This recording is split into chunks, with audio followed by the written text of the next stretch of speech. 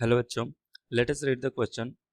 A capacitor of capacitance C1 is equal to 6 microfarad is connected in series with a capacitor of capacitance C is equal to 4 microfarad and a potential difference of 200 volt is applied across the pair.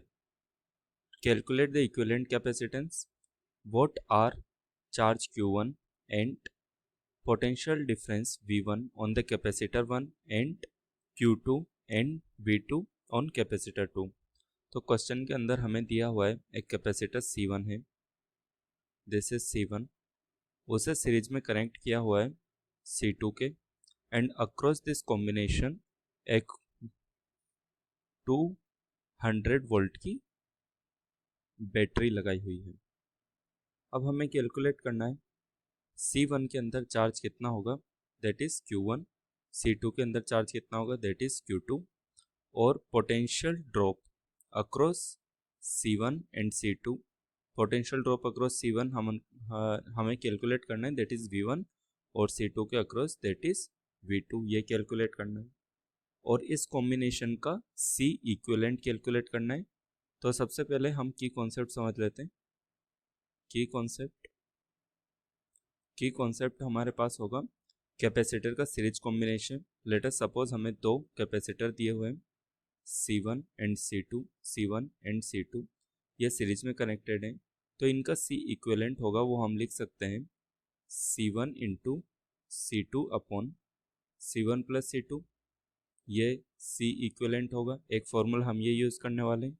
दूसरा charge लिख सकते हैं हम C into V, charge stored in the capacitor C into V लिखा जा सकता है, voltage across it and into capacitance. Now let us start the question. Let us solve the first part A के अंदर हमें कैलकुलेट द इक्विवेलेंट कैपेसिटेंस। तो equivalent capacitance के लिए हम फॉर्मूला यूज़ करेंगे C equivalent is equal to C1 into C2 upon C1 plus C2, ये series combination होगा। C1 की वैल्यू हमें दी हुई है 6 माइक्रोफैरेड, तो हम यहाँ पे लिखेंगे 6। C2 की वैल्यू दी हुई है 4 माइक्रोफैरेड अपॉन 6 प्लस 4, तो ये वैल्यू निकल कर आती है 2.4 माइक्रोफैरेड।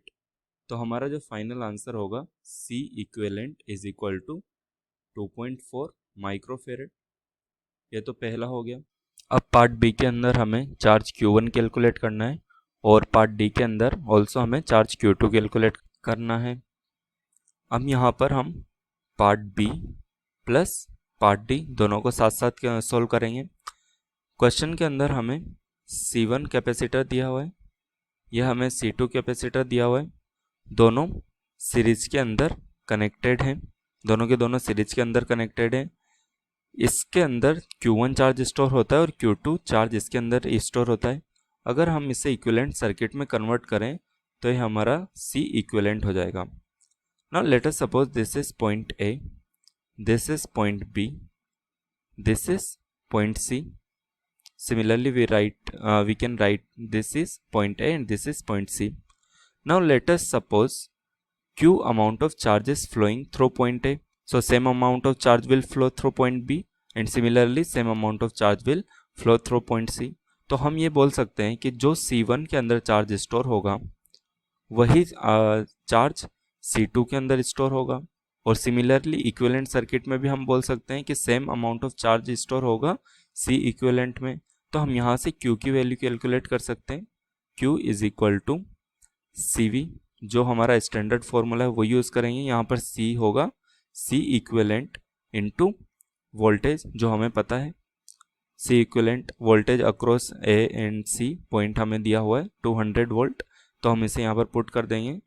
C इक्विवेलेंट हमने कैलकुलेट किया है, it's value is 2.4 microfarad into voltage हमें दिया हुआ है 200 वोल्ट। इसे सॉल्व करने पर Q की वैल्यू निकल कर आती है 480 माइक्रोकूलम, ये हमारी Q की वैल्यू होगी।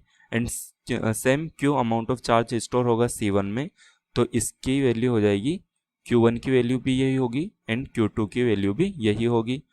तो हमारा part B and part D का आंसर हो गया। Now let us answer the part C. Part C में हमें पोटेंशियल V1 कैलकुलेट करना है एंड ई के अंदर पोटेंशियल V2 कैलकुलेट करना है। तो ये हमें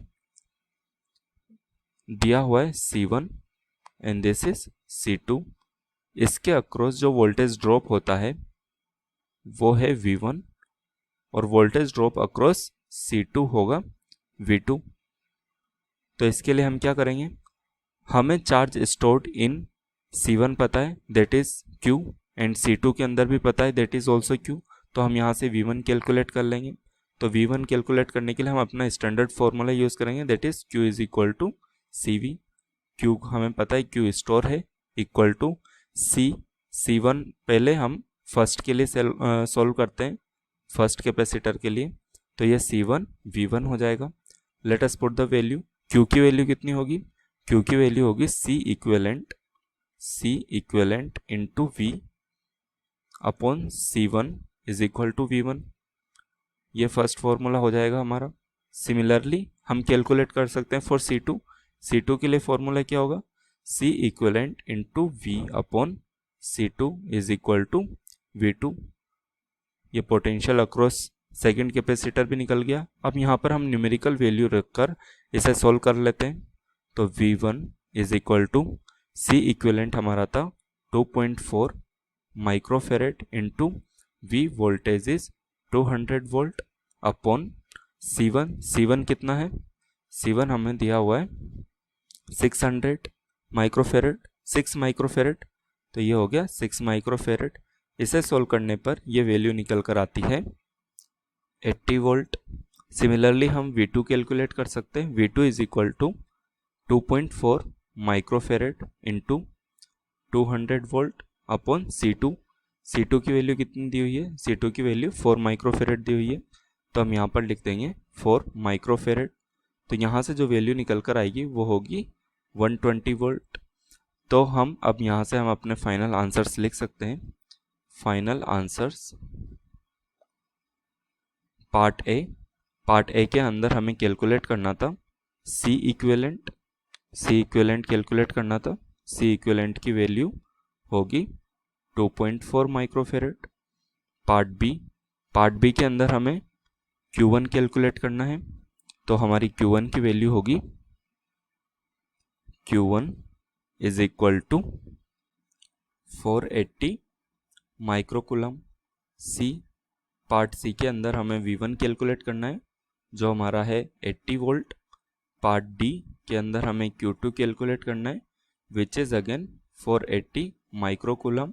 और पार्ट ई के अंदर हमें कैलकुलेट करना था V2 which is equal to 120 volt.